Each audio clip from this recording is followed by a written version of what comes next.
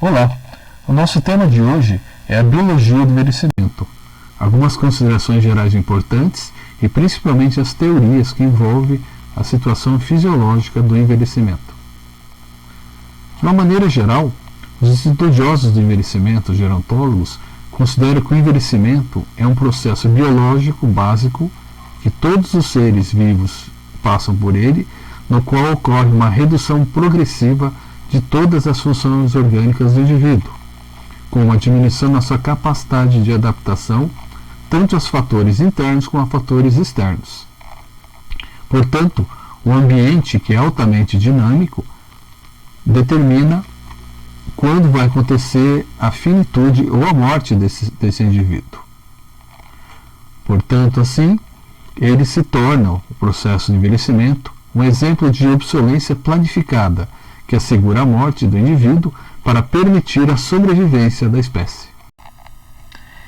Em cada espécie, os indivíduos apresentam grandes variações na velocidade e na proporção das mudanças que ocorrem nas células e nos tecidos dos órgãos em relação à idade cronológica e biológica.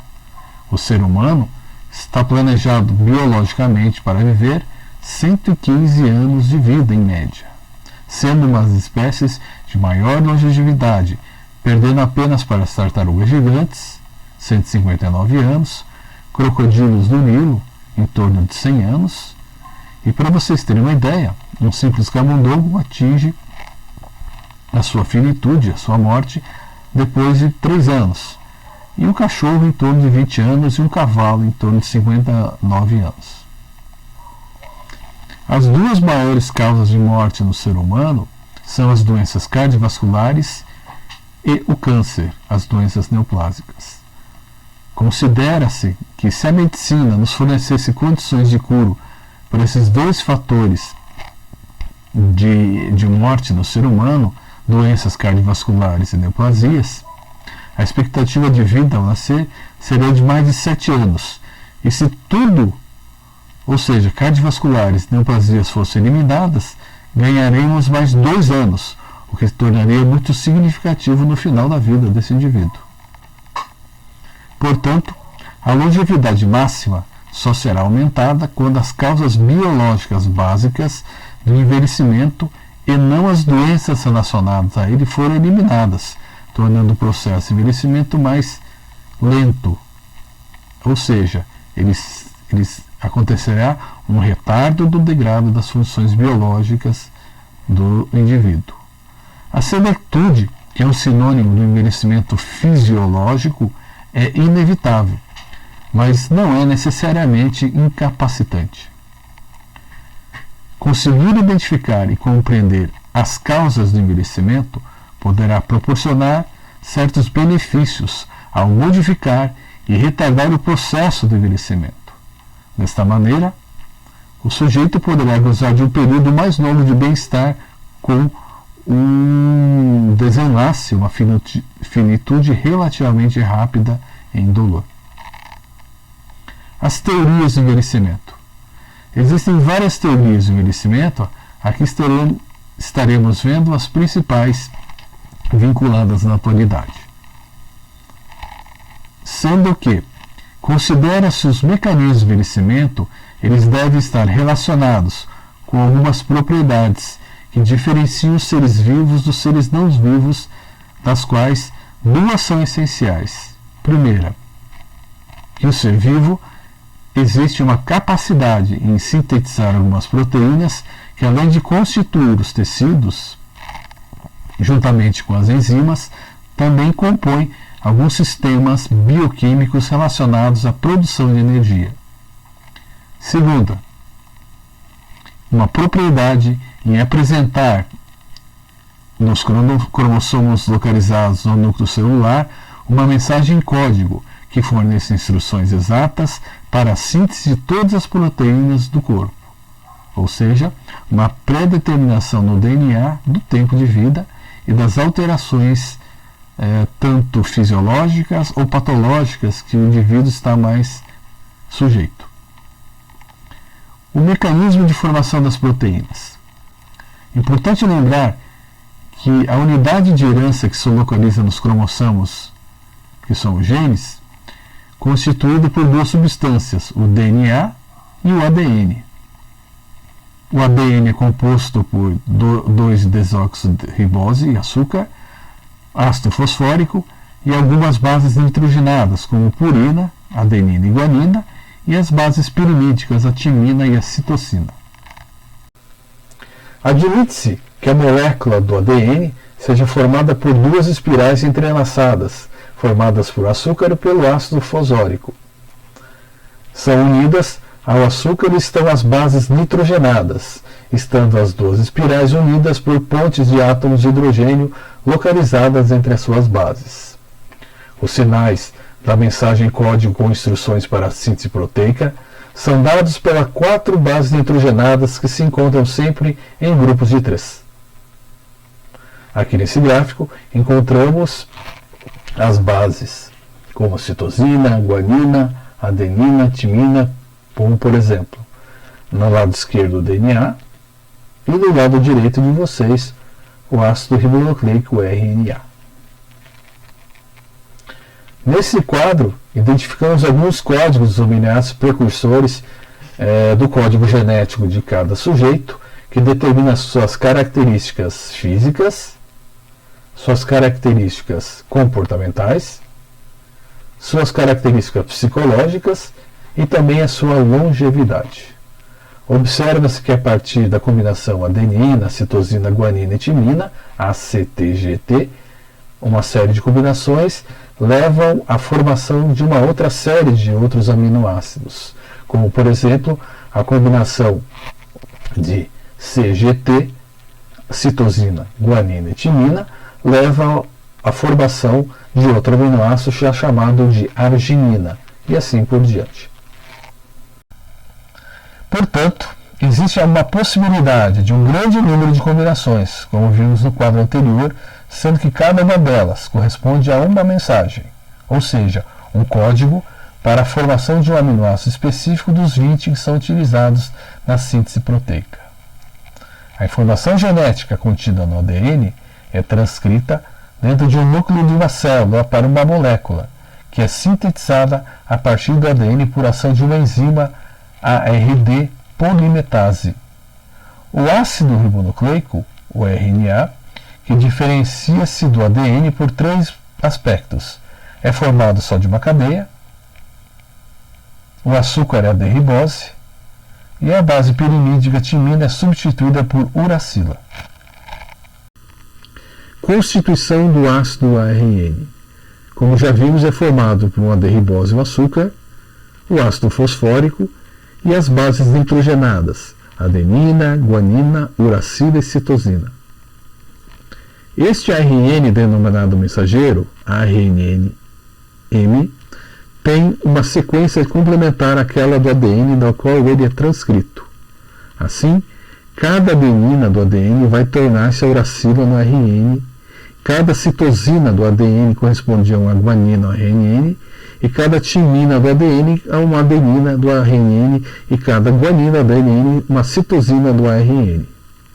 Ou seja, várias combinações que acontecem no cruzamento dessa sequência mensageira.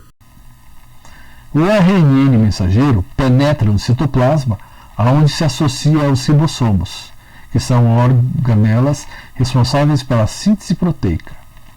Cada um dos 20 aminoácidos precursores da síntese proteica está unido no citoplasma a uma molécula de ARN, de transporte, ARNT minúsculo, que é constituído por pequenas moléculas de 3 bases nitrogenadas, complementares a de uma pequena faixa de ARN mensageiro. Portanto, cada molécula de ARN transportador transporta uma molécula de aminoácido correspondente de acordo com o código genético em questão.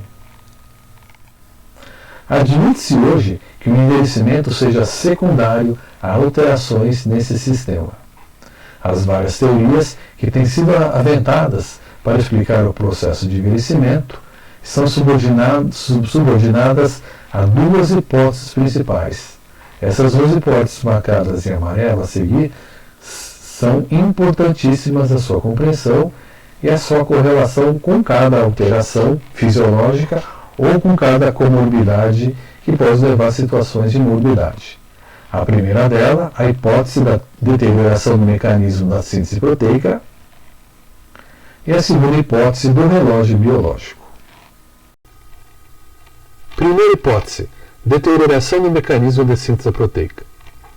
Então já sabemos que o processo da síntese proteica ele pode ser resumido na seguinte frase. O ADN leva ao RNN e o RN leva a proteína. A primeira das possibilidades é que uma alteração determinante do envelhecimento ocorra no ADN, constituindo a chamada hipótese do erro primária. Ou seja, a reunião de sequências incorretas de aminoácidos levam à produção de proteínas anormais que terminaria por determinar a morte do indivíduo como um todo, ou de alguns órgãos em tempos diferentes. A hipótese do relógio biológico é a hipótese que diz que durante o processo de crescimento e desenvolvimento observa-se que certos genes têm uma ação definida em certas fases da vida, determinando, por exemplo, a presença de quantidade de hemoglobina fetal no embrião, influência da dentição na infância, os caracteres sexuais na puberdade. Assim, o envelhecimento seria a constituição do programa de diferenciação que tem a morte como fim. Hayflick, que é um autor muito importante e trabalha a questão do envelhecimento, demonstrou in vitro que as células do organismo se dividem até um certo número de vezes, que tem um limite máximo, variando do tipo de célula, e depois elas morrem. Assim, por exemplo, os fibroblastos obtidos de um pulmão de embrião humano pode ter um cultivo dividir-se cerca de 50 vezes e após morrem, por exemplo.